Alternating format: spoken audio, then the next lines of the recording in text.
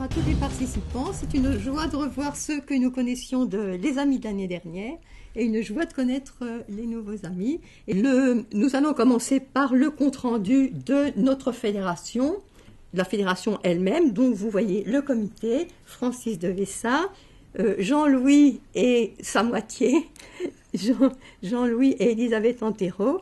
Et non, Viviane, elle n'a pas pu venir ce soir.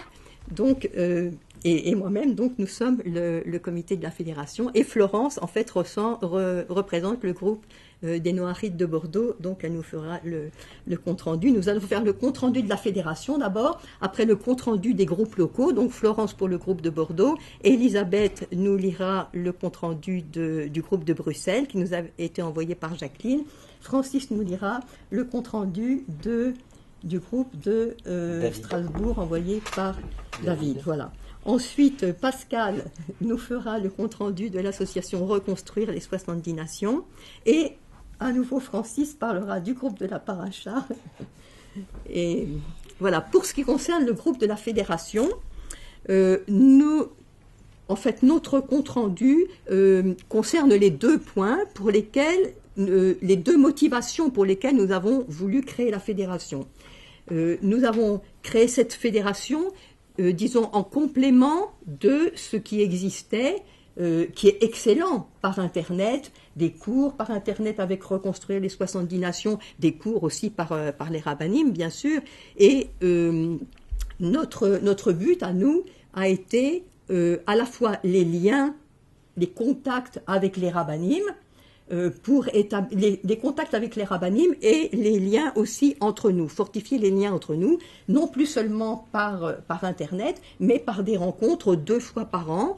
Une fois par an, la rencontre annuelle donc, où nous sommes aujourd'hui à Paris, et une fois par an aussi par un voyage en Israël.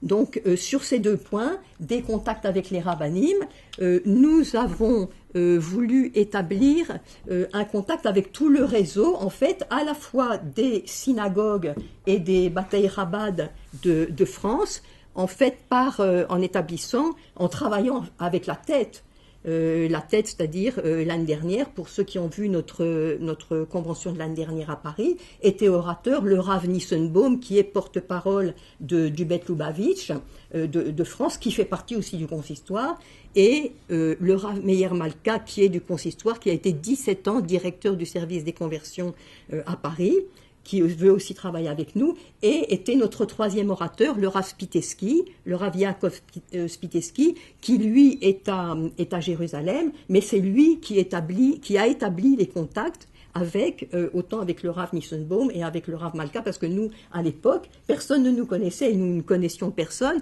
donc ça a été grâce à lui que nous avons pu organiser cette convention grâce aux contacts que lui, il a établi pour nous, et donc nous le remercions s'il nous écoute, et que Hachem le bénisse, et aussi Chaya Mouchka et toute votre famille.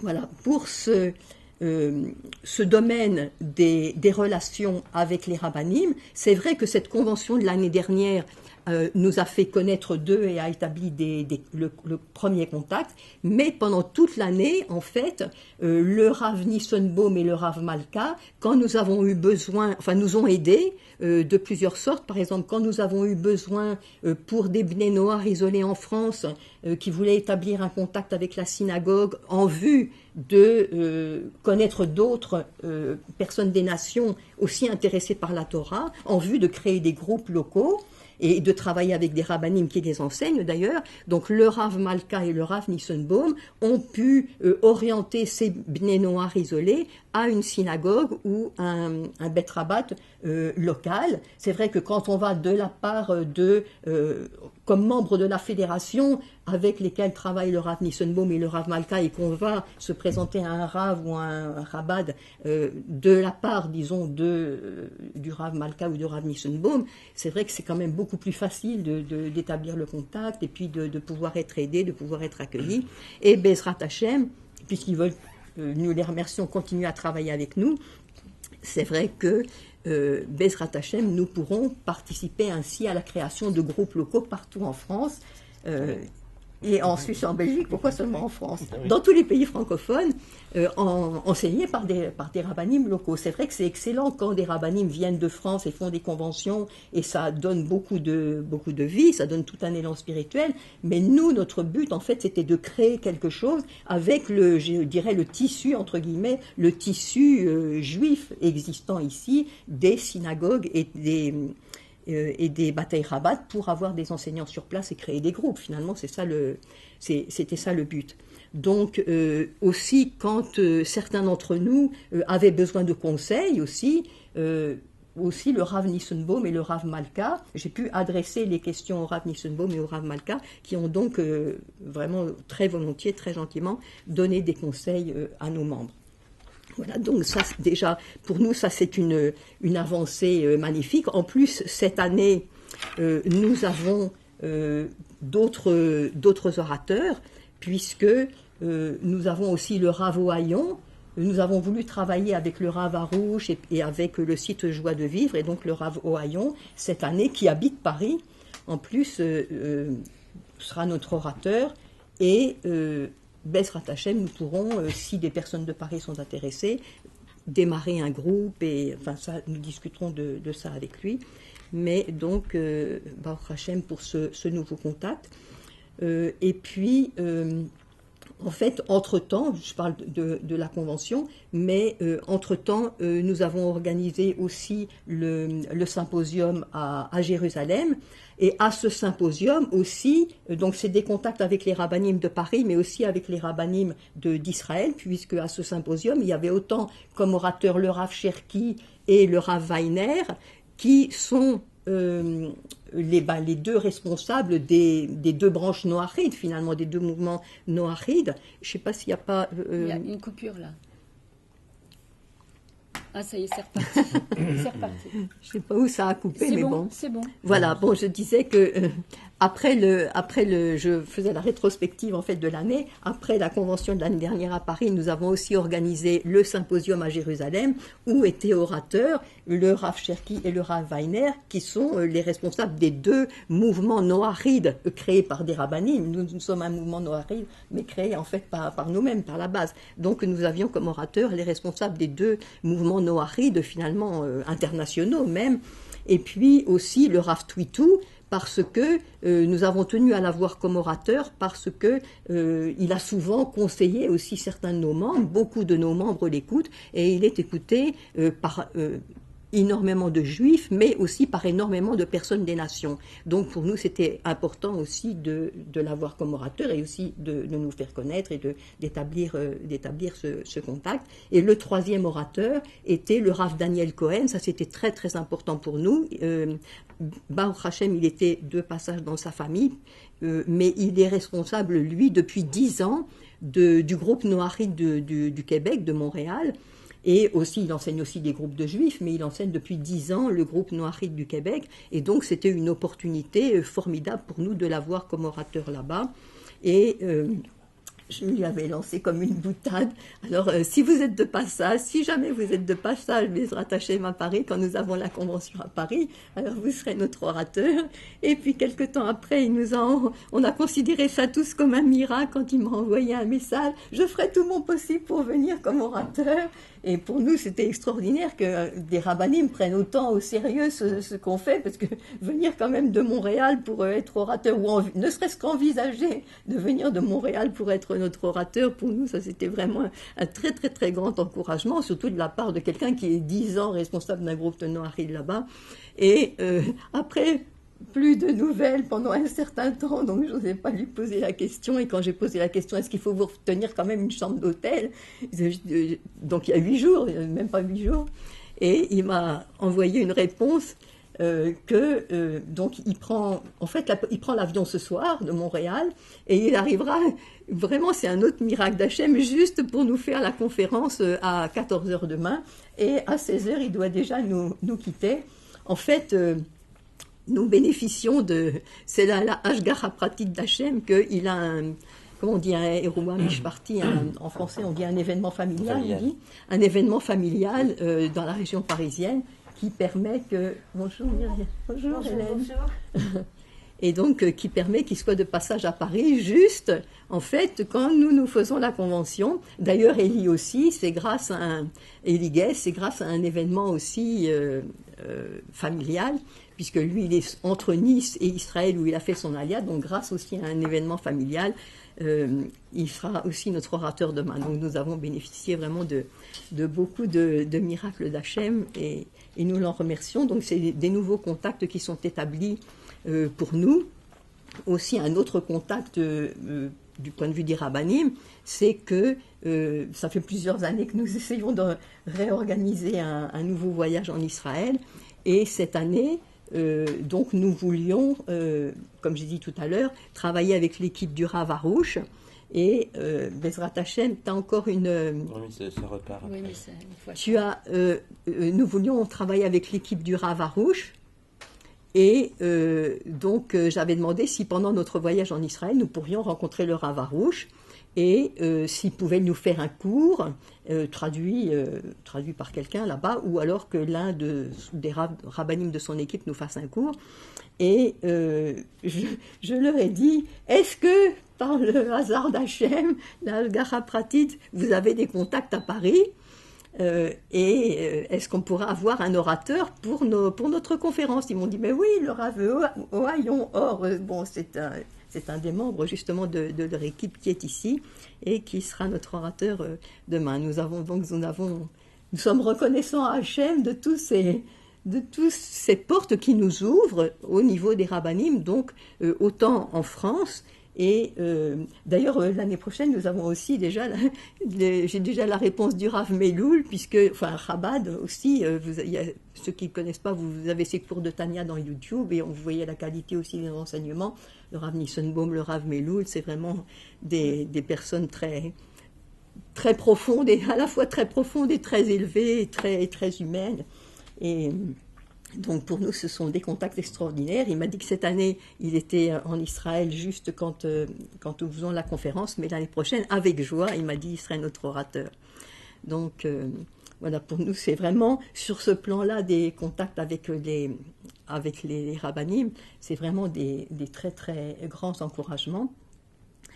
Voilà, et sur le plan des liens entre nous, puisque je disais que j'expliquais que les deux motivations de la création de la fédération, c'est les liens avec les rabbanim pour pouvoir créer des groupes locaux, et aussi les liens entre nous, renforcer les liens entre nous, parce que c'est vrai, on a l'impression qu'on se connaît par YouTube, on a l'impression qu'on se connaît par les cours en WebEx, parce qu'on se voit, etc. Mais en fait, quand on se rencontre, ça crée une relation qui est incontestablement complètement différente. D'ailleurs, c'est comme ça que les personnes avec lesquelles je suis les plus liée, c'est comme ça que je les ai... Myriam, je t'ai rencontrée quand tu es venue en Israël. Yasmine, et puis c'est des liens qui sont créés. Bon, c'est vrai qu'Israël, c'est la terre de la connexion, et c'est de la connexion avec Hachem, mais aussi la connexion entre nous, parce qu'on constate que les relations qui sont créées entre nous, comme ça, c'est des relations, je dirais, éternelles, hein, et qu'on ne pourrait quand même si Internet est excellent, Hachem qui a Internet, mais c'est vrai que quand on se rencontre, ça n'a rien à voir. Et aussi avec Yasmine et avec Viviane, je les ai rencontrés lors du premier voyage noahide que j'avais fait il y a 7 ans. Et depuis, bon, on est sœurs, c'est incontestable. Et nous, le voyage qu'on a organisé avec la fédération, la première chose qu'on a organisée, on a créé la fédération il y a 3 ans et demi, 2016, quelque chose comme ça, ou il y a 4 ans. On a organisé le voyage en Israël. Bon, et depuis, c'est sûr qu'on est resté avec Francis, en faisait partie, donc Elisabeth et Jean-Louis. Et depuis, voilà, on communique sans arrêt par Messenger, on communique tout le temps par WhatsApp, parce qu'on est restés amis, et c'est comme ça qu'on peut animer une fédération ensemble et puis travailler ensemble. C'est parce que on a vécu pendant un voyage en Israël, on a été, 10 jours, c'était 10 jours, quelque chose comme ça. Bon, on voyageait ensemble, on mangeait ensemble, on partageait, et c'est sûr qu'on visitait ensemble, en plus Israël, donc ça a créé des relations entre nous, et après, quand on se voyait à la lecture de la paracha, bon, c'est autre chose, parce que Bonjour Pascal. Et donc, je dis ça, les liens que ça a créés, pas pour parler de moi et des relations que moi j'ai grâce à ces voyages, mais pour vous exhorter vraiment à venir, parce que c'est vrai que chacun dit, je suis tout seul dans ma région, beaucoup disent ça, et vraiment c'est une souffrance, moi je comprends tout à fait, mais alors quand on organise quelque chose, je dirais venez, et on organise donc tous les ans cette convention et tous les ans le voyage en Israël, venez, parce que c'est vrai que ça crée vraiment des relations, ça crée des amitiés. Pascal aussi, je t'ai rencontré à plusieurs reprises à Jérusalem. Et donc, c'est vrai que là, on va réorganiser un voyage. On a essayé, après le voyage qu'on a organisé il y a 3 ans, 2 années de suite, on a organisé le voyage. Et puis, voilà, la première fois, l'hôtel demandait exigeait qu'on soit au moins 15, et puis finalement on a été seulement 13. Donc le voyage a été annulé, et l'année dernière il a été annulé aussi à cause de différentes raisons de maladie et autres. Mais en tout cas, on a construit, c'est ça qui est très très bien dans cette fédération aussi, que moi j'apprécie beaucoup, c'est qu'on a construit vraiment le voyage ensemble. Moi j'ai jamais rien fait toute seule, ni d'ailleurs des conventions, ni des voyages.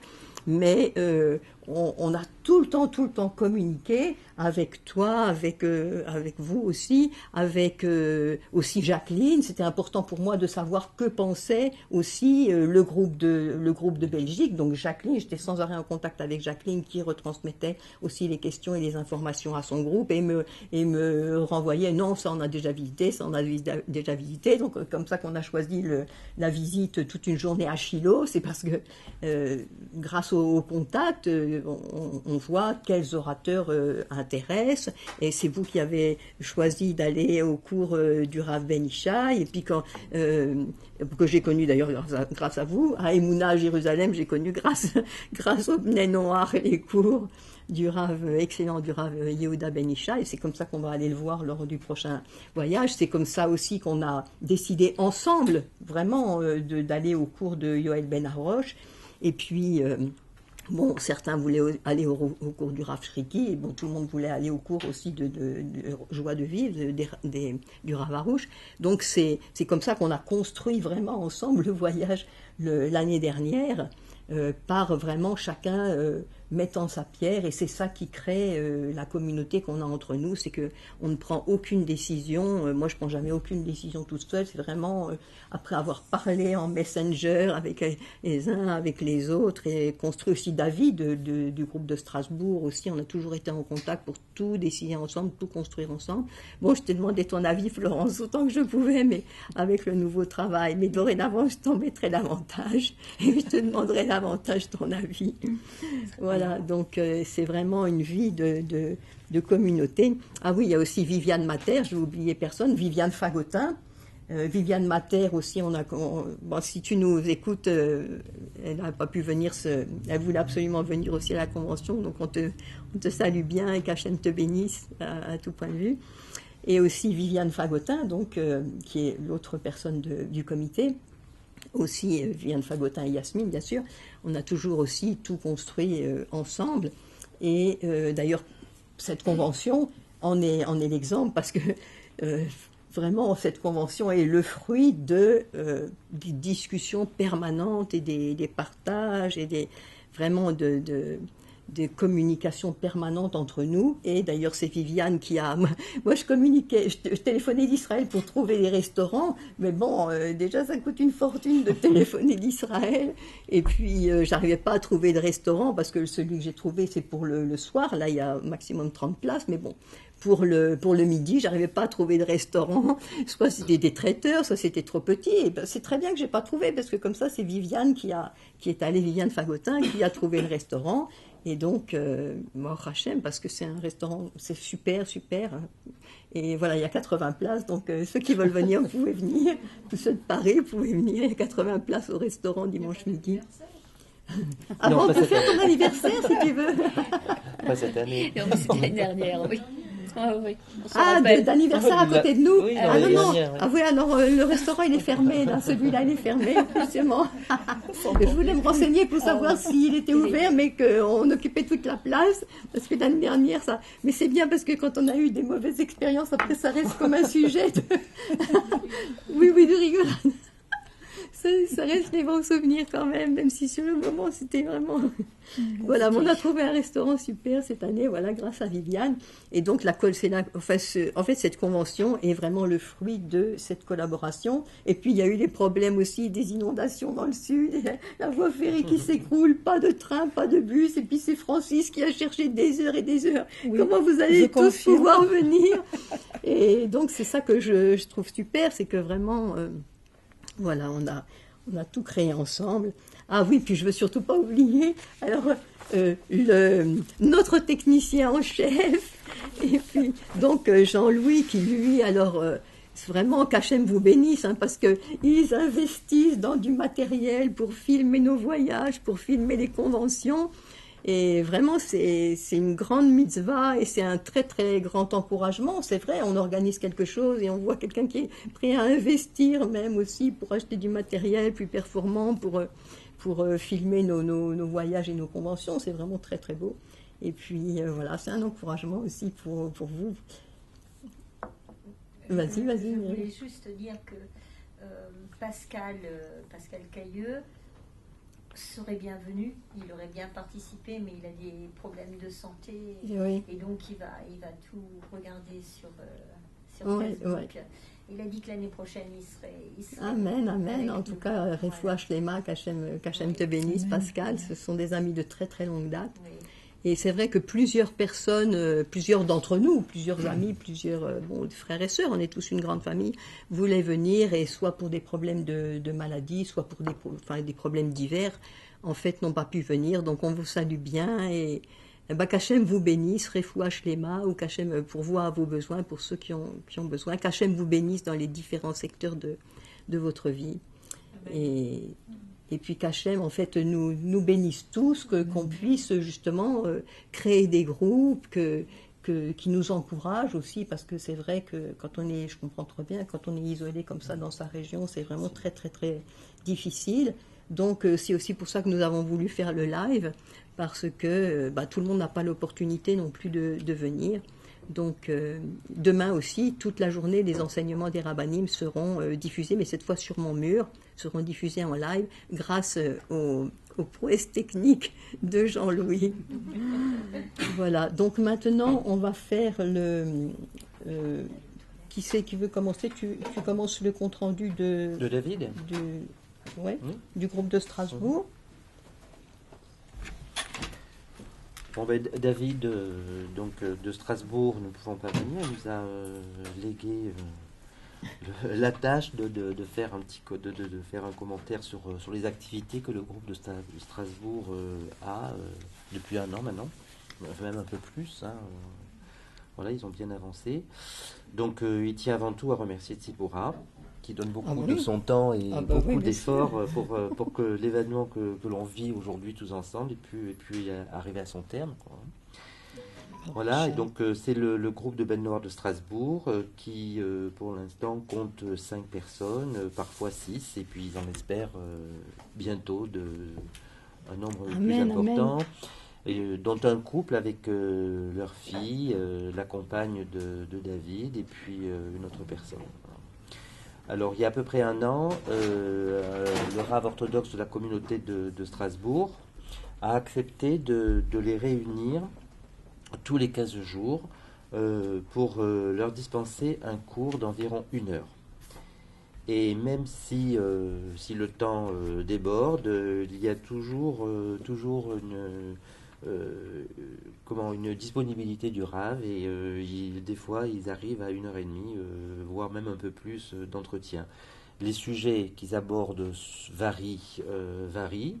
Donc les fêtes, comme par exemple Purim avec la Megillat Esther, Shavuot avec la Megillat Ruth, le conte du Homer et puis les 24 000 élèves de Rabbi Akiva, Rosh Hashanah, etc. Donc je travaille sur toutes les fêtes, et puis aussi différents sujets sur les brachot, sur les aliments, la non-existence de l'homme, donc Ein Rod Milvado, les 7 mitzvot et la notion de Resed. Le dernier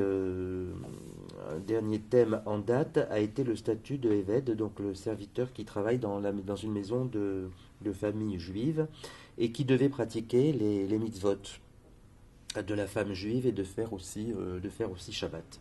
Voilà. Et puis le statut de Ger Toshav, donc l'étranger qui réside et qui prend sur lui les mitzvot, voilà, des bêtes noires, donc devant 3 ravérim, quoi qu'il en soit, qu'il soit obligé déjà d'accomplir les mitzvot. Donc 2 statuts n'ayant rien à voir l'un avec l'autre. Chaque cours que le Rav leur donne est basé sur la halacha, selon les thèmes. Les supports sont la Torah, le Talmud Balvi et les différents traités. Voilà. Bien entendu, tous les commentateurs, le Shulchan Arour, les Nefesh HaChaim, le Mishneh Torah, les Hilkot de Shabbat. Chaque enseignement ramène toujours un moussar, une réflexion sur les différents midot. C'est un véritable moment de partage dans lesquels ils se retrouvent, d'abord pendant le cours et ensuite, après, entre les bennes noires, autour d'une petite séouda, de pâtisserie, de boissons, de café, etc. Voilà, avec la communauté pour échanger sur tout et mieux se connaître et se faire connaître. Voilà. Le second couple avec leur enfant, qui a déjà un emploi du temps très chargé, ils ne le voient que dans des instants relativement courts, mais ils ont un contact régulier sur WhatsApp, donc ce qui leur permet de pouvoir garder une certaine harmonie au niveau de leur petit groupe. Voilà. En plus de la bénédiction d'avoir des cours, ils ont aussi la bénédiction d'assister aux téphilotes pour les Shabbatot et les différentes fêtes. Et ils vont quasiment chaque Shabbat à la synagogue où ils peuvent suivre la tefila avec un sidour interlinéaire hébreu-français, dont ils donnent la référence, les ports de la délivrance. Voilà. Et donc avec une traduction mot à mot. Voilà, l'office se conclut en général par un cours d'environ 1 heure sur la paracha de la semaine.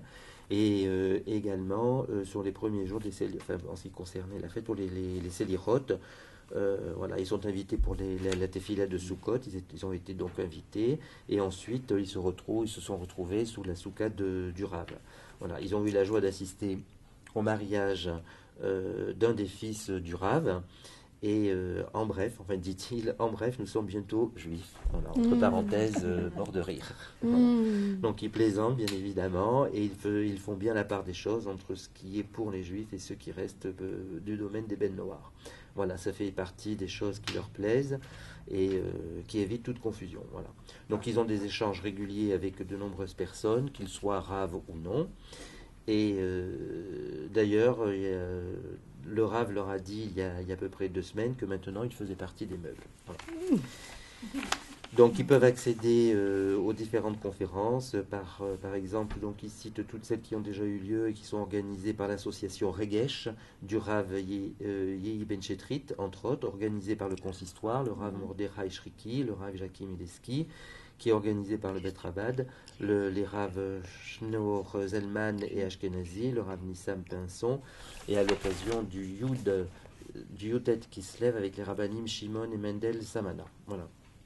Ayant toujours la possibilité de se présenter aux conférenciers, de pouvoir discuter avec eux, de poser des questions et d'échanger. Voilà. Ce qui est pour eux quelque chose d'extraordinaire. Voilà. Voilà, et puis qu'est-ce qu'il rajoute encore qu'il est important de se faire connaître en tant que ben noir, et aussi de faire connaître la fédération pour savoir qu'il y a des non-juifs intègres et qui respectent la Torah et qui sont désireux d'apprendre et d'avancer, de construire et toujours construire. Voilà. Tout ceci s'est réalisé grâce à Kadosh Baruch Hu, c'est évident, car c'est lui seul, béni soit-il, qui doit en être remercié, sans oublier la communauté juive de Strasbourg, qu'il remercie chaleureusement pour leur accueil à chaque fois qu'ils s'y trouvent, voilà, et qui leur permet de rester toujours en action. Je veux dire, alors, donc David veut dire de la même façon qu'il a fallu pour les Hébreux que Nachron et Ben Amidav de la tribu de Yehuda entrent dans la mer avant qu'elle ne s'ouvre. De notre côté, nous avons aussi bougé, cherché des contacts, téléphoné, été patients, puis nous avons parlé, nous avons répondu à toutes les questions qu'on pouvait nous poser sur les bennes noires, pourquoi, nos désirs, nos motivations. Et ils ont beaucoup prié pour que les portes s'ouvrent, et les portes se sont ouvertes rapidement, Baruch Hashem, et toujours très favorablement. Voilà. Donc leur prise de conscience a surtout été l'étude, l'importance d'apprendre ce qu'ils ont à faire correctement, et pas comme ils le pensent ou à leur façon, et selon l'interprétation. Voilà. L'essentiel, donc il insiste bien sur l'étude, l'action, et appliquer correctement les commandements, les obligations morales, l'action dans le monde telle que la tzedaka, et faire parler autour d'eux de leur démarche et du noarisme. Voilà. Donc, dit comme tout juif doit devenir un expert en judaïsme pour savoir quoi et comment il doit faire, de la même façon, nous devons devenir les experts du noarisme, même sans en avoir le commandement spécifique d'étudier, mais de ne pas tomber dans le piège de la facilité. Voilà. Donc, il insiste bien sur tout le travail d'étude. Voilà. Donc, après, il dit que le groupe se réunit régulièrement, qu'ils ont une bonne entente, qu'ils échangent beaucoup, avec des notions de respect, de compréhension les uns envers les autres, qu'ils étudient ensemble et se retrouvent régulièrement, ce qui fortifie bien sûr leur émouna. Donc il nous souhaite à tous d'avoir des groupes chacun dans nos régions, et d'avoir des contacts avec la communauté juive, là où nous nous trouvons, et de suivre les enseignements des raves, et de trouver des raves qui veulent bien nous accompagner, nous enseigner dans notre rôle et dans notre mission. Voilà. Voilà. Donc il nous souhaite une très bonne et très douce année 5780, et il nous adresse toutes ses bénédictions, et nous donne demande les bénédictions d'Hachem pour nous. Voilà. C'était donc David Badnoa pour le groupe de Strasbourg. Amen. Eh ben, merci Francis, merci David, et puis Merci qu'Hachem David, te bénisse, et puis bénisse tout le groupe. Voilà, oui. Donc Elisabeth va nous lire le compte-rendu envoyé par Jacqueline de Bruxelles. Du groupe de Bruxelles, responsable du groupe de Bruxelles. Ouais. Alors pour Jacqueline, responsable du groupe de Bruxelles. Alors le groupe se réunit depuis fin 2016 chez eux, à la maison. Donc, je remonte. Pour les activités donc, dans le groupe de Bruxelles et environ, nous sommes actuellement 7 personnes, dont 2 jeunes adultes. D'autres personnes nous ont contactés ou bien nous ont été recommandées, mais ne nous ont pas rejoints, étant donné la distance trop importante de leur habitation. Nous nous réunissons tous les jours, une fois par mois, le dimanche après-midi. En général, nous reprenons la paracha de la semaine écoulée et partageons les enseignements des raves que nous avons écoutés. Notre rencontre est aussi être à l'écoute des uns et à l'écoute des autres, le partage de nos efforts, difficultés, interrogations, victoires que nous rencontrons tous dans notre cheminement noiride. Nous reprendrons contact avec notre rave après les fêtes. Nous avions étudié avec lui dans le Mishneh Torah les lois du développement de la personnalité. Nous avons fêté Rosh Hashanah ensemble, moment de convivialité important en union avec Israël. Nous voudrions grandir en nombre pour apporter un souffle nouveau dont notre petit groupe a besoin. Voilà notre feedback. Nous vous souhaitons une très bonne rencontre à Paris, riche en partage et encouragement. Voilà, c'était Jacqueline, Amen.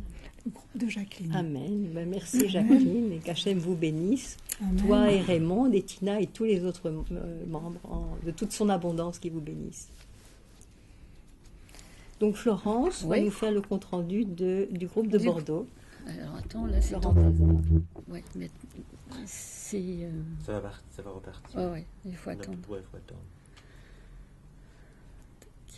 Une Quand il y a petite des connexion. coupures, c'est des coupures dans le live, dans le lien. Ouais, voilà, c'est instable. Oui, ça doit- Tiens, non. change ouais. de place. Non, c'est bon. bon. Bon, ça fait rien, de toute façon. Donc voilà, là Jean-Louis c'est filme. reparti. Voilà, Jean-Louis Ok, filme. oui, ok. Bon, je continue. Donc, le groupe de Bordeaux a été créé, pour rappel, en juillet 2018. On était venu donc l'année dernière à la convention avec Gaël. On avait présenté le groupe. En décembre qui suivait et puis en janvier, on avait fait 2 sorties au restaurant, ce qui nous avait permis de rencontrer à chaque fois 3-4 personnes différentes. Et puis il s'est fait que au mois de février, Gaël a eu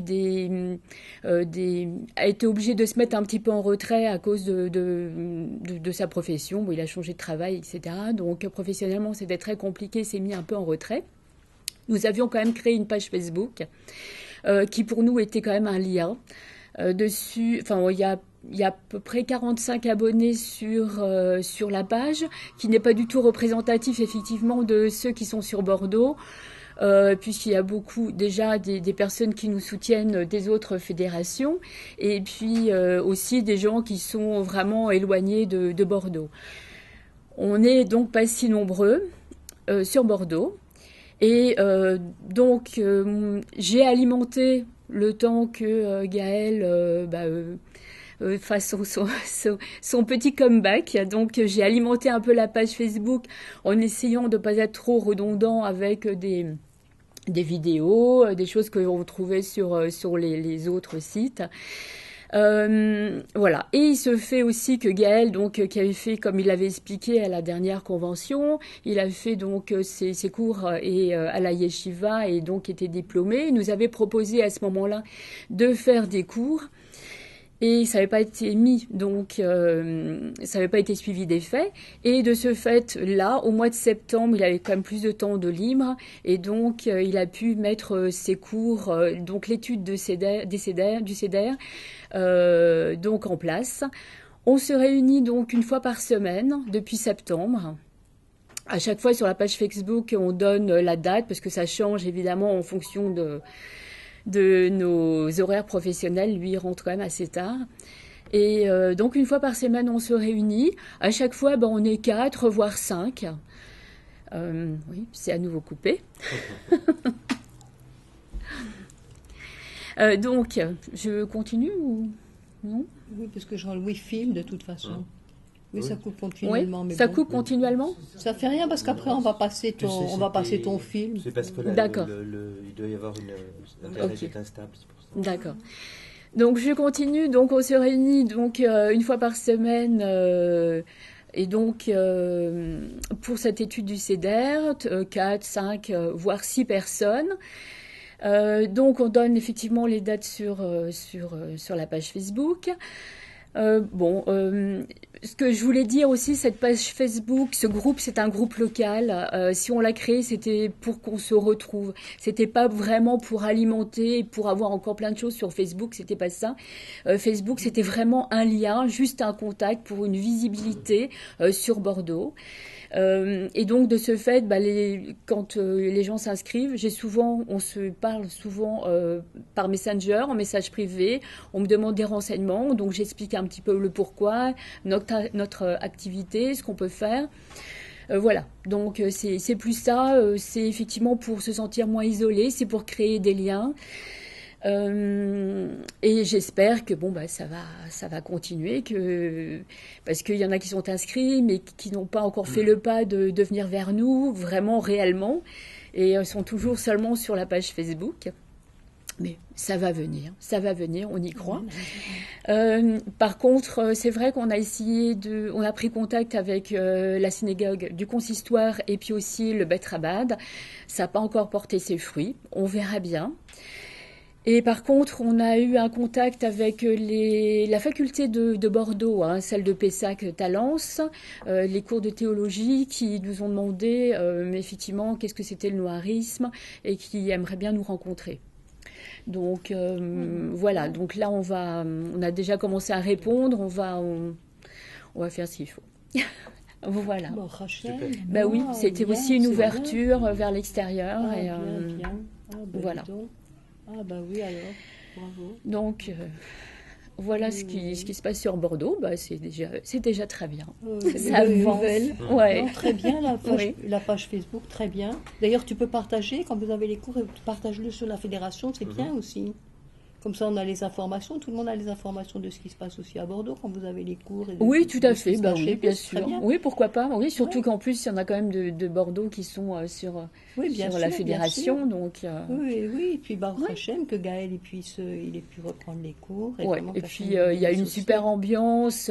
Bon, évidemment, c'est un cours, donc on est là aussi pour apprendre. Mais c'est très convivial. Comme c'est un petit groupe, on pose toutes les questions. Chacun est à son niveau de compréhension, parce que c'est pas toujours évident non plus. Et donc, Gaël, il fait des explications. Enfin, il y a différents niveaux d'explications donc, pour chacun, et c'est très convivial. Ah oui, voilà. Très bien. Et vous ne pouvez pas faire le filmer puis vous le mettre, non? Ça, on va demander à Gaël quand même, d'abord. C'est une question comme ça, entre parenthèses, personne n'a entendu ma question. Hein. On verra. Voilà. Intéressant. Ouais. En tout cas, moi, je veux faire une incise avant que tu parles, Pascal. Je veux faire une incise sur Facebook. Parce que c'est vrai que tu as beaucoup de mérite d'avoir créé le Facebook et de le gérer. Parce que je vais dire, c'est très, très, très difficile. D'abord, c'est très difficile de savoir quoi mettre. Moi, j'essaye de varier en mettant quelquefois des textes, pas trop longs parce que sinon, c'est pas lu. Quelquefois des vidéos, mais certains, ils veulent des enseignements plus longs. Donc, j'essaye de mettre des enseignements. Justement, le Rav Ben Ishai, ça, c'est vraiment très bien parce que c'est 35 minutes sur la paracha et il approfondit un point. Ça, c'est toi, il me l'a fait connaître. Merci, Rachel. Mais c'est vrai que quelquefois, c'est bien d'avoir un enseignement plus approfondi, 1 heure ou plus. J'ai mis différents rabbinim, même le Rav Daniel Cohen, il fait des enseignements qui sont excellents, vraiment tout à fait en fait notre vision, et quelquefois ils sont très longs. Je mets aussi les textes ou les vidéos courtes du Rav Chaim Nissenbaum, des vidéos des Breslev aussi, du Rav Arouche traduit, ou même du Rav Daniel Cohen, j'ai mis traduit aussi, et puis donc des Breslev Joie de vivre, des vidéos plus courtes, plus longues, des textes. Alors, je vois 120 ou 125 personnes ou 35 personnes qui ont vu, et je sais pas, quelquefois tu as 10 likes, donc moi c'est une demande. Qu'est-ce que c'est qui vous intéresse? Je demande à tout le monde, aussi à ceux qui vont en direct, ceux qui verront après. Dites-nous, réagissez, parce que après je dis à un tel, t'as vu la dernière vidéo? Oh oui, j'ai vu, c'était très bien, le texte était très bien. Alors, likez, parce que nous, ça nous encourage. D'abord parce que c'est très, très, très difficile de gérer une page. Savoir qu'est-ce qui peut intéresser, qu'est-ce qui peut nourrir, Enfin, si on n'a pas il faut qu'on ait un retour, parce que sinon, savoir quoi mettre. Donc, moi, c'est un appel que je fais à tout le monde. Likez, si ça vous intéresse, likez. Tout le temps. Moi, je vous remercie tous parce que je vois qu'il y a toujours pratiquement 130 personnes qui voient toutes nos publications. Donc, pour moi, c'est énorme, 130 personnes. Mais c'est vrai que réagissez, ou alors dites-moi en privé, en message privé, qu'est-ce que vous souhaiteriez. Et si vous êtes content, dites-le aussi. Si vous voulez pas liker, dites-le en message privé. Mais voilà, que ça nous donne une orientation. Moi, j'ai besoin pour la page Facebook d'une orientation, savoir qu'est-ce qui vous intéresse. Plus de vidéos, plus d'écrits, plus courts, plus longs, quel rave, quel type, etc. Voilà, ça c'est une question que je voulais faire. Justement, je suis contente que tu aies parlé du Facebook. Comme ça m'a rappelé. Tu veux venir prendre... Tu prends une chaise et puis tu te mets à côté de nous? Non, mais je prends ma place. Je veux dire. Ah, ça y est, s'en vont toutes. Non, mais je vais le laisser plus au milieu, là. T'as fait fuir tout le monde, Pascal. Oh, c'est une boutade, excuse-moi. Ouais, non, mais nous, on est restés, c'est qu'on n'a pas c'est peur la de grosse toi. barbe blanche. Bonsoir tout le monde. Merci Tzipora d'organiser cet événement. On a organisé tous ensemble. Merci à tous d'organiser. Voilà. Je vais juste faire un bref rappel par rapport à ma venue l'année dernière. J'étais venu que le dimanche. J'étais reparti requinqué parce que j'avais un gros passage à vide de motivation, pas personnel par rapport à la Torah, mais par rapport à faire bouger le monde noir. Des fois, c'est épuisant. Et j'étais vraiment du genre, il me fatigue. Et je suis reparti le dimanche soir requinqué. J'ai l'impression que je suis encore sur l'élan de l'année dernière aujourd'hui. Bon, Rachel, merci. Ça, c'est un encouragement. Alors. Voilà. Alors, Reconstruire 70 nations, j'ai créé cette association donc à la demande de rabbins qui m'avaient dit, mais montrez-vous collectivement, parce qu'on a des retours individuels de personnes, mais en fait, c'est que des individus. Donc la particularité de reconstruire par rapport aux groupes qui ont été présentés juste avant, c'est qu'il n'est pas situé géographiquement. En fait, l'idée, c'était de permettre d'avoir un endroit donc virtuel pour les bennes noires francophones. On n'avait pas de barrière de frontières, de se retrouver sur des réunions. Alors au début, c'était sur Skype. Ensuite, on est passé sur des interfaces professionnelles comme Webex. On est aujourd'hui sur Zoom. Et donc, ça permet à des gens de partout, donc qu'ils soient adhérents de l'association ou pas, de se retrouver. Donc, pour soit apprendre l'hébreu, parce qu'on a tous les jours à 13h30 une lecture entre nous qui est tenue par Francis, qui est vraiment le fil conducteur, la colonne vertébrale de reconstruire la 70 nations. Et après, avec des cours, pour avoir des rendez-vous où on peut poser des questions à un rave, même si malheureusement, j'en verrai après, mais peu de gens en posent. Donc, on a un calendrier qui a pour but principal. Il y a 2 buts principaux. C'est de réunir les Noarides entre eux, où qu'ils soient, sans barrière géographique, donc dans un moment ensemble. Et de 2, c'est de faire connaître l'existence du noirisme auprès de rabbins. Tous les rabbins qui interviennent sur Reconstruire ne connaissaient quasiment pas l'existence réelle des Noarides avant d'avoir des contacts avec nous. Et pour eux, c'était un concept talmudique. C'est-à-dire que le ben noir, c'était quelque chose qui existait, dont ils parlaient à l'occasion dans des études, mais sans savoir que ça correspondait à des personnes réelles. J'ai eu souvent ce retour-là, où vraiment les gens avaient l'impression qu'ils découvraient l'existence réelle de non-juifs, désireux de s'associer à Israël dans l'étude de la Torah et tout le reste. Alors, ce que j'ai voulu faire, pour pas disperser un petit peu les attentions et les disponibilités des bennes noires, c'est de fixer, on a décidé ça avec le Rav Mordechai Shraki que vous connaissez peut-être, donc d'étudier un livre. Alors, le but principal, on a pris le Derer Hashem, je dirais que l'idée c'était d'avoir un fil conducteur, parce que par rapport justement à ce que tu posais comme question, les publications, qu'est-ce qui vous intéresse, en fait, il y a une telle profusion de cours de tout genre et de toutes espèces, que en fait, on est très vite dispersé. Donc l'idée de reconstruire, ça a été d'avoir un fil conducteur. Ça fait 2 ans et demi qu'on étudie le Derer Hashem. On va le terminer cet hiver, donc avec un rendez-vous, bimensuel. Donc ça doit faire une trentaine, 30-35 cours par an avec les fêtes, etc. Donc pour étudier un livre. L'idée, c'est que les gens adhèrent à un projet sur le long terme, en fait, et s'obligent à avoir un rendez-vous où on se retrouve entre nous avec un rabbin qui est éminent, parce qu'il est assez connu en Israël. Et on va passer donc sur quelque chose, entre guillemets, selon moi, de plus concret, qui est l'étude c'est la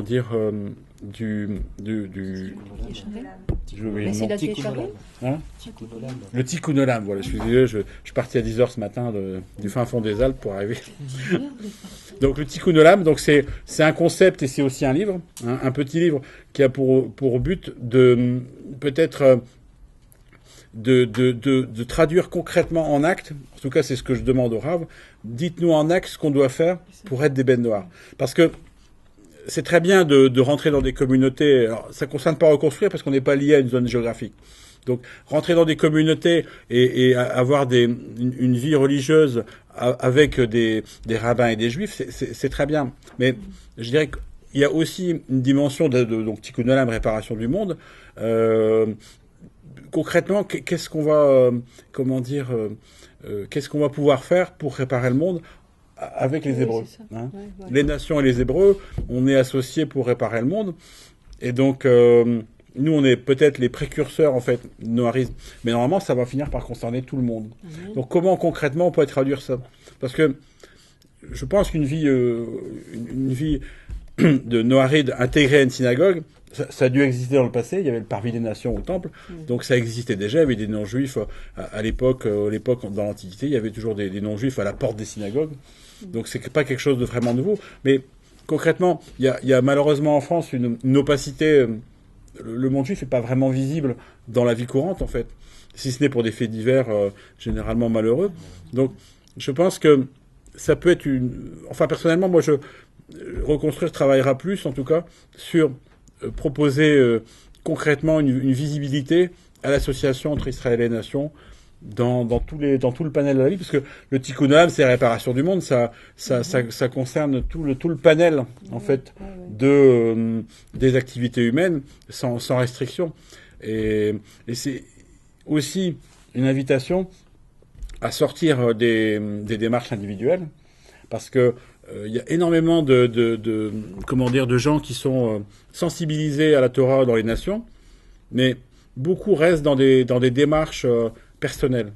C'est-à-dire, c'est un épanouissement personnel, et si on caricaturait, c'est un peu un hobby, quoi. C'est-à-dire on étudie, on approche des concepts géniaux, on apprend des choses qui sont très intéressantes, mais ça sort pas de sa propre personne, et donc c'est juste un épanouissement personnel qui est important, mais ça va s'arrêter avec la personne, en fait. Il y aura rien derrière.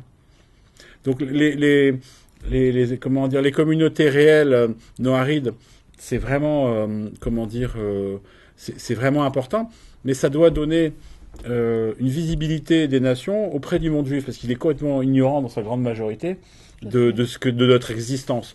Et quand j'ai rencontré Mordechai Shriki il y a 4 ans, pour lui, un non-juif qui s'intéressait à la Torah, c'était forcément un chrétien, quoi. Il savait même pas qu'il y avait autre chose que ça. Alors que c'est quand même une pointure, quoi.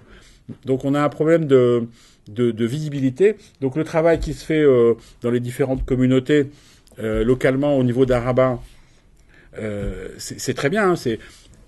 Mais il va falloir vraiment se retrousser les manches pour que à toutes les strates donc de la vie juive en France et en Israël, il y aura les gens puissent savoir par réflexe qu'il existe dans les nations des gens qui sont leurs réels partenaires, parce que on sait qu'il y a énormément de chrétiens philosémites et sionistes. Leur sincérité n'est pas forcément toujours évidente, parce qu'en arrière-plan il y a une espérance de transformation.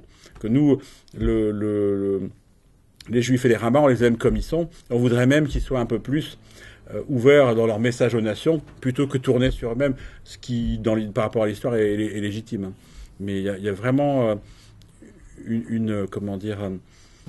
la mission principale de le reconstruire, c'est montrer l'existence collective donc de Ben Noar, pour que que ça devienne plus une spécialité de quelques-uns, mais que le message aux nations devienne quelque chose que tous les rabbins intègrent, en fait, et que dans chacun de leurs discours ils arrêtent de faire du communautarisme pour flatter quelquefois un peu leurs auditoires, mais se dire vous avez une responsabilité vis-à-vis du monde entier, et on n'est pas on est à part des autres, mais que pour leur enseigner, en fait. Pas juste pour rester entre nous et puis on n'en parle plus. Donc c'est un petit peu ça. Mais pour ça, il faut qu'il y ait une existence collective en face. Tant que ça sera des individus, il n'y aura pas d'auditoire. Et je voudrais juste terminer sur un point dont j'ai commencé à parler tout à l'heure.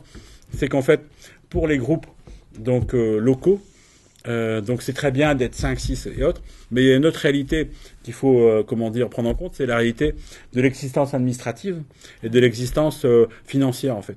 Parce qu'en France, c'est comme ça, on existe quand on est loi 1901 avec une adresse, des statuts, etc. Et on existe aussi quand on a une carte bancaire, quoi. Tant qu'on n'a rien de ça, on se débrouille, on pioche par-ci, on pioche par-là, et puis on avance, et puis on essaie de se rembourser, mais comment, etc. Donc c'était le point de départ de reconstruire, ça a été donc de déposer des statuts, et ça a été laborieux de les faire, et ça a été d'avoir une existence financière. Parce que quand on existe financièrement, on peut, et pour moi c'est l'avenir du noirisme, on peut soi-même, en fait, demander à un rabbin de nous faire cours. Parce que les rabbins, ils sont salariés des communautés. Donc si vous y allez, ils font un peu des heures sup pour la communauté avec des bénévoles, c'est très bien. Mais les gens, il y a des réalités économiques en face. Et en fait, le noirisme sera adulte quand il aura les moyens financiers, notamment des locaux, et qui pourra se rémunérer un rave pour lui dire voilà, on a envie de travailler dans ce domaine-là, et en fait le partenariat sera réel. Actuellement, on est un peu des adolescents. On quémande en fait des cours, mais on n'a pas de moyens d'être un réel partenaire Donc voilà, pour moi, pour ce que j'invite les communautés, qui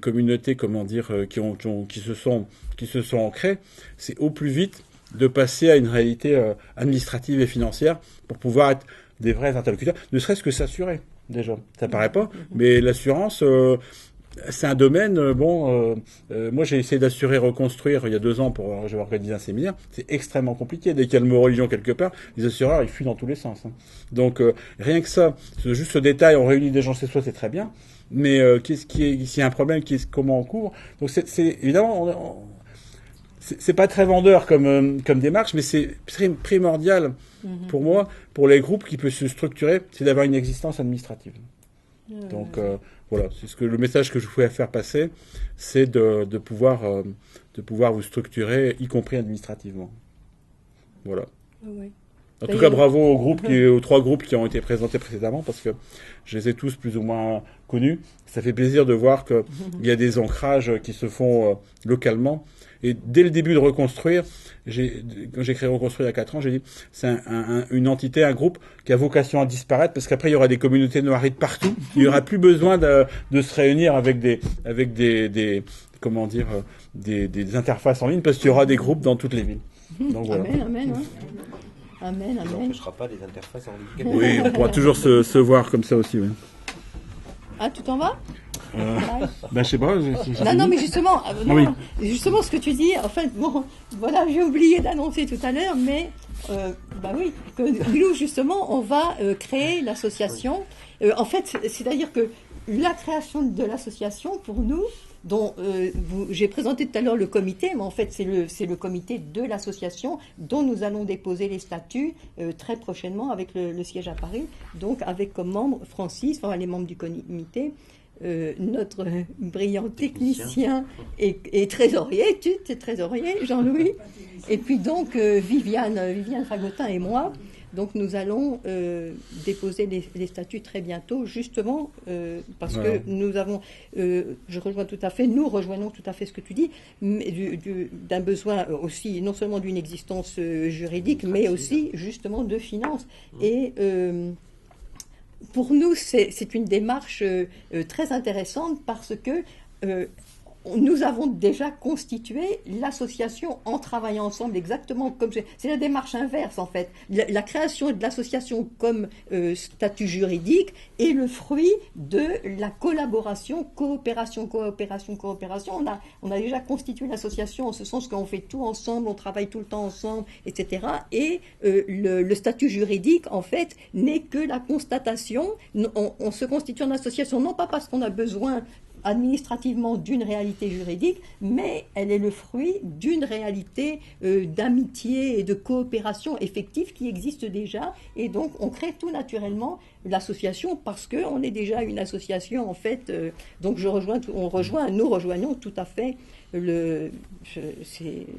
l'urgence et la nécessité tout à fait d'avoir une structure juridique et aussi, bon, ce que tu disais, c'est ce que j'expliquais aussi, cette nécessité de nous faire connaître auprès des rabbins, c'est ce que j'ai expliqué avant que vous arriviez. Je ne pensais pas que vous avez mis tellement longtemps pour arriver. Vous êtes parti à 10h.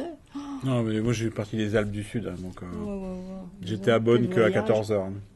En tout cas, bon, avant que vous arriviez, c'est ce que j'expliquais, que c'était le but justement de la fédération, de créer des liens non seulement entre nous, ça c'est un point que j'expliquais, mais aussi c'est l'autre motivation, de nous faire connaître justement, et par ces séminaires, ces conventions, maintenant on a de plus en plus d'orateurs qui veulent non seulement acceptent d'être notre orateur à une convention, mais en fait ils veulent travailler avec nous et travailler avec nous pendant toute l'année, et c'est quand même la tête à la fois du consistoire et des bêtes rabattes de France. Donc après ça nous ouvre beaucoup de portes, parce que dans la mesure où on nous connaît à la tête et qu'on a justement autant aussi, comme je disais, joie de vivre, etc. maintenant, c'est vrai que ça nous ouvre beaucoup de portes. Nous rejoignons tout à fait tout ce que tu dis. Et d'ailleurs c'est intéressant parce que le séminaire, le symposium à Jérusalem, si nous avons voulu faire ce symposium à Jérusalem, en fait, il était prévu à l'origine dans le cadre du voyage qui a été annulé. Et la seule chose, en fait, qui est restée, le voyage, vous n'avez pas pu venir, mais en fait, nous avons quand même gardé ce symposium dont j'ai parlé tout à l'heure avec le Rav Cherki, le Rav Weiner, le Rav Twitou et le Rav Daniel Cohen. Et donc, déjà, ça nous a fait connaître à ces rabbinim-là, enfin, le Rav Cherki, le Rav Weiner nous connaissait déjà, mais les autres ne nous connaissaient pas. Et dans l'assemblée, il y avait 70 places, il y avait juste 2 places de libre. Donc, toutes les personnes qui étaient là, c'était tous des juifs. C'était des Juifs qui étaient venus, bon, la plupart de la région de Jérusalem, quelques autres, mais c'était tous des Juifs. Et ça a été filmé en live. Il y a 300, enfin, moi je trouve énorme, 350 personnes qui ont vu en live sur mon mur. Donc sur mon mur, j'ai autant des amis juifs que des amis nénoirs, prochaine. Et ce live a été vu 2100 fois. Donc c'est vrai que aussi ces lives, ça nous permet de nous faire connaître. Mais dans la salle, en fait, c'était tous des Juifs qui étaient là. Et l'année prochaine, donc, j'ai évoqué la question du voyage en Israël.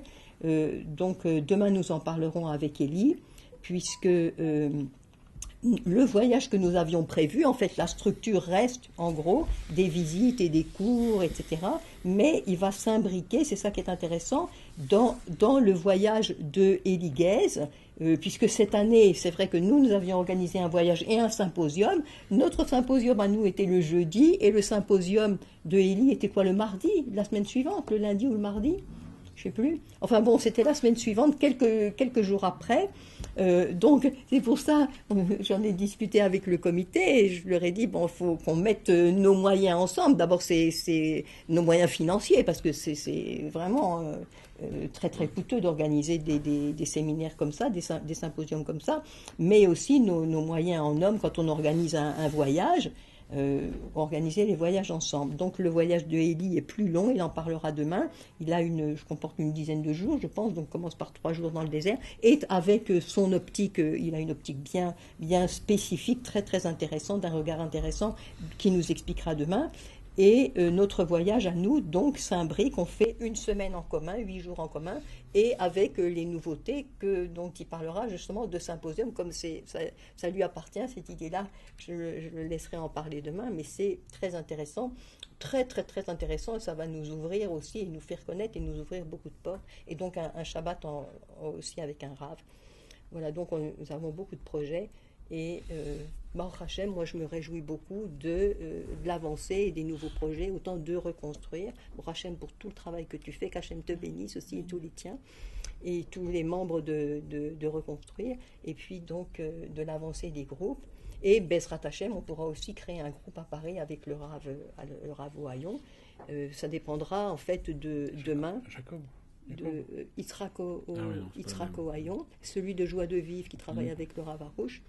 Et il habite à Paris, et donc ça dépendra demain en fait des demandes des personnes qui sont intéressées. Voilà, en fait ça dépendra de vous, quoi. Voilà, donc il y a beaucoup de projets.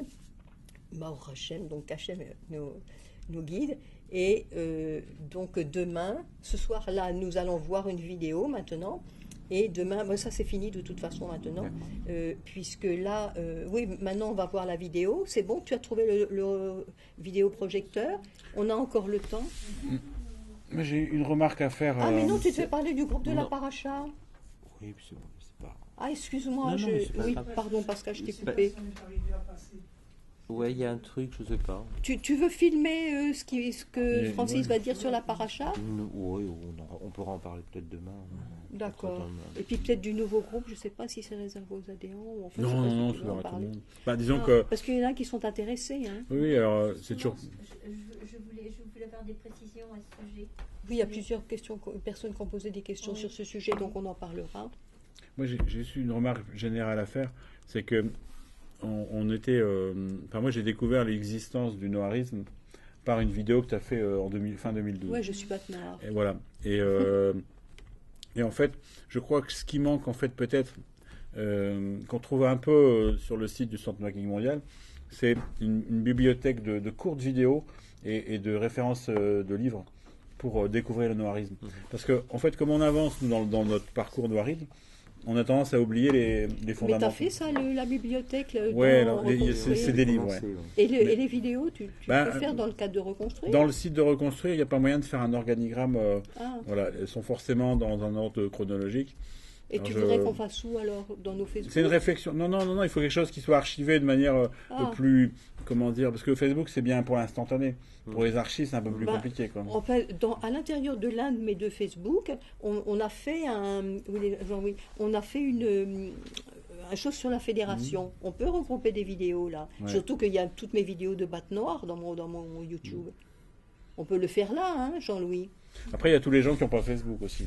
Alors, c'est vrai non, que... non, c'est dans mon YouTube. Ça, Ah, YouTube, oui, une chaîne dans YouTube, par exemple. Oui. Voilà, c'est dans ma chaîne YouTube. Une chaîne YouTube, c'est bien. Ouais. Où il y a Torah Live, ça s'appelle. Il y a toutes mes vidéos de Bac Noir. Et donc, il y a comment ça s'appelle, une section à l'intérieur, fédération, avec le voyage qu'on a fait il y a 3 ans, avec, je ne sais plus ce qu'il y a. C'est vrai que les chaînes YouTube, c'est bien parce qu'on peut faire les une vidéos playlist, de Jean-Louis de l'année dernière de la convention. Là. Oui, c'est dans ma chaîne YouTube. Les vidéos de ce que tu as pris de la convention de l'année dernière, c'est tout dans ma chaîne YouTube, dans le secteur de la fédération. On peut faire là dans mon YouTube. Hein.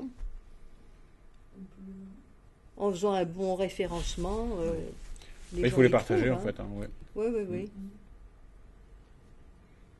Oui, on voulait projeter une vidéo. On doit être au restaurant. On va partir vers 8h. Enfin, on va partir à 8h20 pour être au restaurant à 8h30.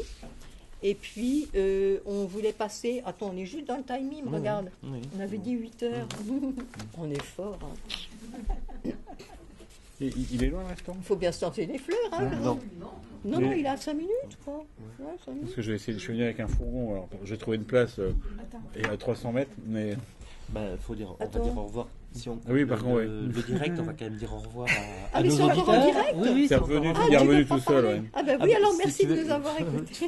Tu veux parler de la paracha? Il y a eu une interruption. Tu veux parler de la paracha? Alors dis quelque chose du groupe de la paracha. En 2-3 minutes, le groupe de la paracha, c'est à l'initiative donc de reconstruire. Ça a démarré il y a un peu plus de 3 ans maintenant. C'est la 3e année pleine. 3e année. Où on se retrouve tous les jours, enfin du lundi au vendredi, de 13h30 à normalement 14h30, mais ça nous arrive souvent de déborder. Et on a commencé au départ plus par un apprentissage de l'hébreu, du déchiffrage, on va dire. Et puis au fur et à mesure du temps, on a progressé un petit peu dans la pratique de l'hébreu. Et le but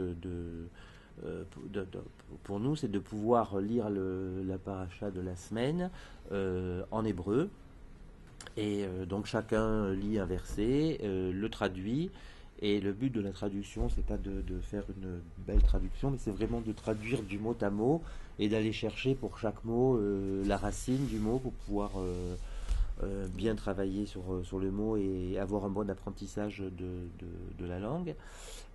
Travailler aussi sur les structures grammaticales, les structures verbales, donc d'année en année, on a progressé. Voilà. Très bien. Et puis chacun a sa petite spécialité du moment. Moi, pour l'an dernier, c'était surtout la conjugaison. Maintenant, ça va être un petit peu plus le côté grammatical, les états construits, les smirout, etc. Ça serait bien, ça. Ouais. On avance là-dessus. Très bien. Viviane, elle est beaucoup plus versée dans les midrashim, donc elle va nous apporter à chaque fois des lumières sur chaque verset qu'on va lire. On va aller chercher dans les midrash, on s'appuie aussi sur Rashi, sur les commentaires de Rashi. On travaille à la fois avec deux sites, donc Judéopédia et puis Sepharim. Comme ça, on a aussi les commentaires de Rashi.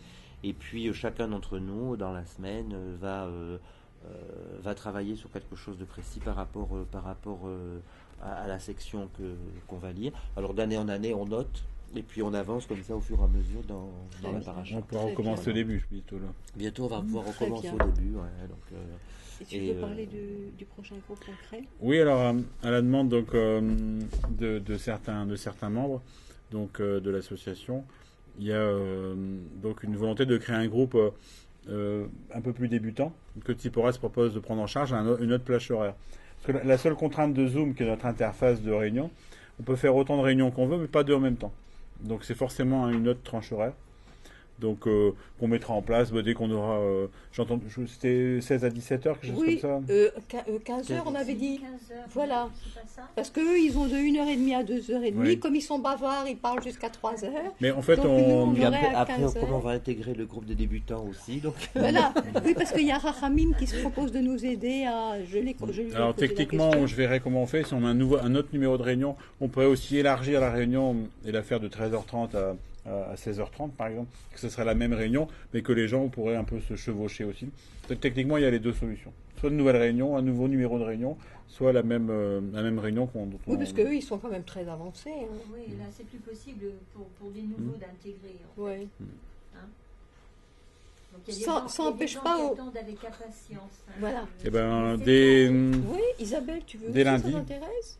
Oui, moi ça m'intéresse. Oui, Elisabeth et moi, et Raramim, il nous aiderait aussi Pascal à également, lire. hein. Pascal également, il attend. Mm. Il m'a téléphoné. Pascal Cailleux. Pascal Cailleux. Et puis Francis, il est jaloux, alors il voudrait voilà. passer aussi au... Moi, je veux redevenir débutant. Donc ouais, au niveau technique, bah pour ça, on peut peut-être faire un nouveau cours juste pour un nouveau numéro de réunion pour dire. Ah, Jeanne, ça l'intéresse aussi. Jeanne. Et après, comment dire, après oui, oui, après ça sera intégré dans le programme de reconstruire. Et donc les gens pourront partager le numéro de réunion. Moi, de toute façon, je fais dans le groupe reconstruire, donc c'est Facebook, je fais la promotion des événements. Hein, je les enregistre tout le temps. Donc ils sont rappelés aux membres par comment dire, la structure même de Facebook qui rappelle les événements où les gens ont été invités. Ouais. Après, les gens prennent l'habitude. Pour des C'est cours ça. hebdomadaires, enfin quotidiens, les gens prennent l'habitude, c'est de devenir un rendez-vous, Ouais, comment dire, classique. C'est d'ailleurs la meilleure façon de fixer un peu les participations, de rendre les gens assidus, c'est d'avoir des rendez-vous à des moments fixes en fait. C'est ça. Au début de la lecture, on essayait un peu tous les horaires et ça marchait pas en fait. On avait 4 horaires différents et on savait jamais lequel c'était demain. Quoi. Donc maintenant, on a fixé 13h30, c'est celui où il y avait le plus de monde. Oui. Si on en fait un autre donc de 15 à 16, voilà, il y aura une autre réunion de 15 à 16. Il faut juste lui trouver un nombre, ce sera pas Elisabeth, elle avait proposé, c'était quoi que tu avais dit? Ah, Torah là? Non, comment? Torah Raïm. Chaim. Torah Traim. Torah Traim. C'est très bien. Ouais, c'est très bien ça. Il faudrait quand même que les gens comprennent que c'est une lecture en hébreu pour débutants, parce que c'est un petit peu le but. Non, madame, je suis dans la pub, c'est pour ça que je vous en parle. Mais le but d'un message, c'est d'abord que les gens peuvent identifier de ce dont on parle. En fait, c'est juste ça. Moi, j'ai rien contre les noms, hein, mais Premier niveau. voilà. Premier niveau, voilà. Débutant. La paracha pour débutants. Voilà, la paracha Voilà, pour débutants, c'est très bien. Oui, c'est un Pour les titre nuls. plus parlant. En tout cas, non, moi je veux insister sur le fait que c'est vrai qu'on progresse, comme tu dis, c'est très important dans l'hébreu. On lit la paracha, après les midrashim, etc. Mais pour moi, c'est très important, c'est un moment convivial extraordinaire. Pendant 1h30, j'y ai été, mais tout mon emploi du temps, les cours, tout ce que je faisais, c'était dicté en fonction de cette heure, parce que beaucoup de liens se créent aussi. Hein. Oui, c'est vrai que pour ceux qui fréquentent la synagogue, qui ont la chance de pouvoir avoir une synagogue et d'y être reçus, et d'assister aux offices de Shabbat, au moment de la lecture de la paracha, ça devient intéressant parce qu'on l'a déjà lu dans la semaine, on l'a déjà préparé, et puis bon, on suit, on arrive à reconnaître les mots, les phrases, et du coup, on est encore plus impliqué dans la lecture et dans le partage de la lecture et des montées, quoi. Donc, on voit les gens monter et quelque part on les accompagne aussi, donc c'est quand même important. Ouais. Et en plus, là, je vois la parachat Noir. En Baruch Hashem, on a fait la convention juste quand c'est la paracha. Noir. La paracha de la semaine, c'est la paracha de Noir. Donc c'est très symbolique, c'est très beau. Voilà, c'était vraiment une convention pour notre vie. Ouais. Voilà, et ben merci à tous ceux qui sont venus, tous ceux qui ont participé, qui ont parlé, qui ont exposé. Et puis merci à vous tous qui nous avez suivis en live et à ceux qui nous écouteront demain. Après, demain et déjà. après. Demain, Demain, vous avez le droit de nous écouter. Ah oui, toute la journée avec nous demain.